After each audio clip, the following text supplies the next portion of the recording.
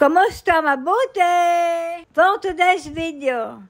For today's video, ito yung araw na kailangan kong pumunta ng Philippine Embassy para kumuha ng OSC at late upload na nga ito. At bago ako umalis ay nasikaso ko muna si Lola, ibinangon at pinalitan ng damit at iniwanan ko din sila ng pagkain ni Nili. At bago ako umalis ay pinakuha ako ni Lola ng pera dun sa lagay ng mga sukli kapag namimili ako at baon ko daw. Ganun nga si Lola kapag umaalis ako meron pa baon o kaya naman ay binibigyan niya ako ng pamasahe. Ganun nga ang turing sa akin ni Lola na parang apo o anak at pinagbabaon pa nga niya ako ng tinapay at saging para may makain daw ako. At ayan na nga yung bigay sa akin ni Lola na baon na 100 shekel o nasa 1,700 sa pera natin sa Pinas. Bago nga ako umalis ay natutulog pa si Nili at mag-aalas 7 pa nga lamang yan ng umaga. Maaga nga akong umalis para maaga din ako makabalik at medyo mahaba-haba nga din ang biyahe. Dala ko na nga yung mga requirements na aking ipinaprint at pinapotocopy para sa pagkuha ng OSC at may dala nga din akong payong dahil mainit ng araw na yan.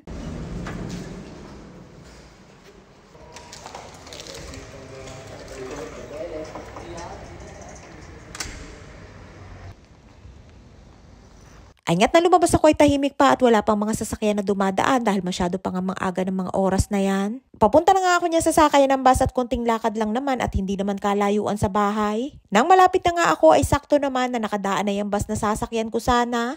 At nakahinto nga lamang dahil naka-red light at gusto ko nga sanang sumakay na. Ang kaso ay nahihiya naman ako dahil baka bawal. Dito nga sa Israel hindi naman katulad sa atin sa Pinas na pwedeng magbaba at magsakay sa kahit saan lugar.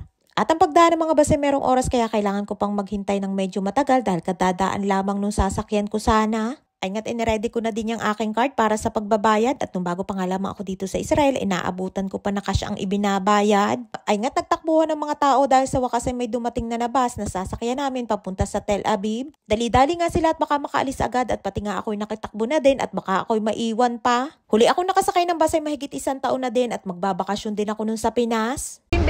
Yes.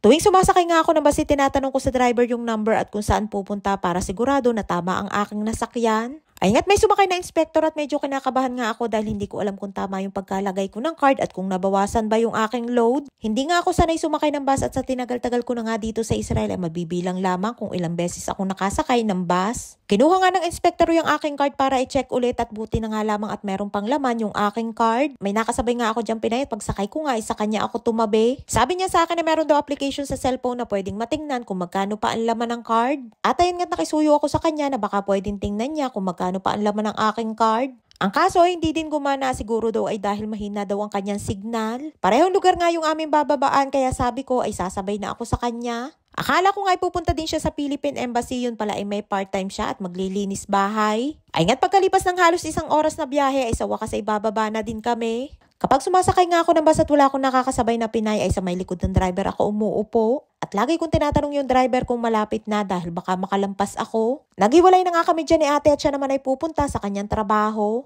Pagbaba ko nga ay kailangan ko pang maglakad papunta sa Philippine Embassy at yan nga tulay na yan ang aking palatandaan kapag bababa na ako ng bus.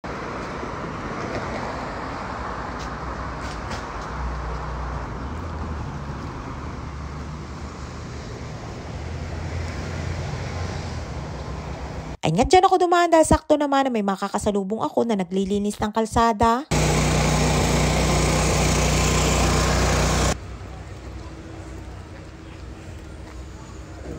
At pagkatapos ng ilang minuto na paglalakad ay sa wakas ay nakarating na din ako dyan sa Philippine Embassy. At dahil natagalan nga ako sa paghihintay ng bus ay mag-aalas 9 na nga ng umaga nang makarating ako dyan. Konti pa nga lamang ang mga tao at ako pa nga lamang ang kaunahan na kukuha ng OSC. Kaya naman mabilis din ako natapos dyan at pagka-fill up ko nga sa mga kailangan ay diretso na din agad ako sa pagkuha.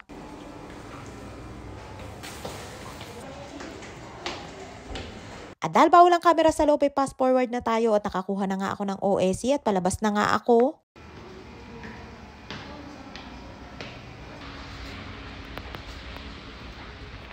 Ilang minuto nga lamang ay tinagal ko dyan at syempre pagkatapos ay diretso uwi na at pupunta na nga ako sa sakayan. 1 linggo nga bago umuwi ng Pinas saka ako kumuha ng OSC at syempre excited ng person dahil sa wakas ay makakauwi na ulit ng Pinas. At dahil late upload na nga ito ay nung nasa Pinas ako'y marami nagtataka at bakit daw biglaan ang aking pag-uwi. Paano na daw si Lola at Nili at bakit ko daw iniwan ay kalalabas pa nga lamang daw ni Lola sa ospital noon. Hindi po biglaan ang aking pag-uwi dahil yearly naman ay umuuwi talaga ako. At kahit nga nahihirapan si Lola at Nili kapag wala ako, ay lagi nilang suportado ang aking pag-uwi ng Pinas para magbakasyon. At hindi nga lahat ng employer ay ganun at yung iba ay ayaw nilang pumayag na magbakasyon ng kanilang caregiver. At bago ako pumunta ng sakayan ay naisip ko na paloadan yung aking card para sigurado. At nagtanong nga ako dyan kay Mano kung saan pwede magpa-load ng card at doon nga ako tinuro sa may dulo. Kaya kailangan ko ulit bumalik at tumawid ng kalsada at bawat tindahan nga na aking madaanan ay pinagtatanungan ko kung naglo-load sila. Naalala ko nga yung sinabi sa akin nung Pinay na nakasabay ko na kapag nag-inspect daw ng card at wala daw laman ay kailangan magmulta ng 100 shekel.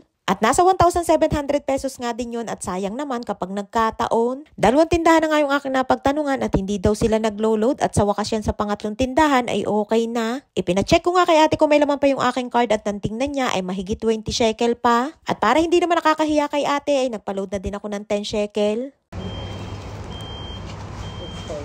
Tudara ba? Ayan at sa wakas ay safe na at hindi nakakabaka kahit may umakyat na inspektor. Naalala ko nga nung unang beses ko na nagbakasyon sa Pinas na nagpunta ako dyan sa embassy. Pagpunta ko dyan ay sa Shirut ako sumakay yung parang van na pampasahero at cash naman ang ibinabayad doon. At nung babalik na ako sa bus na ako sumakay at doon ko lamang nalamang na card na palang ginagamit sa pagbabayad ng pamasahe. At dahil wala nga akong kaalam-alam ay wala akong card. Pagsakay ko nga ay doon ako sa dulo ng bus na upo at may mga nakatabi ako doon ng mga Pinay. Tinanong ko nga sila kung pwedeng kasyang aking ibayad at sabi nila sa akin ay umupo na lamang daw ako at magpatay mali siya na kunwari ay nagbayad na ako. Kakabaka nga ako noon at nahihiya din dahil hindi nga ako nakapagbayad. Buti na nga lamang at walang umakyat na inspektor noon ay di nakaligtas at nakalibre ng pamasahe. Andito na nga ako sa sakayan at malayo-layo din ang aking nilakad at sa wakas ay may dumating na din na bus.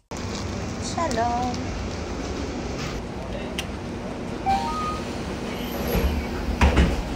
Hindi nga kalayuan doon sa aking sinakyan ay meron kami nadaanan na Domino's Pizza. Nang hinayang pa nga ako dahil hindi ko alam na meron palang malapit doon na pizza. At sa isip-isip ko na nga lamang ay sayang at kung alam ko lamang ay naibili ko sana yung pabaon sa akin ni Lola na 100 shekel. At para pampalubag-loob ay sa isip-isip ko na lamang ay sa Pinas na lamang ako kakain ng pizza.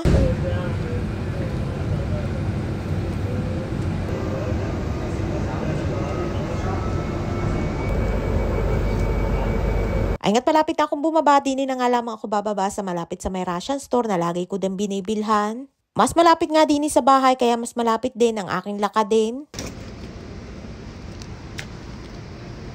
Sobrang init nga ng araw na yan kaya inilabas ko ng aking sandata at hindi nga pwedeng walang payong dahil masakit sa balat ang init ng araw.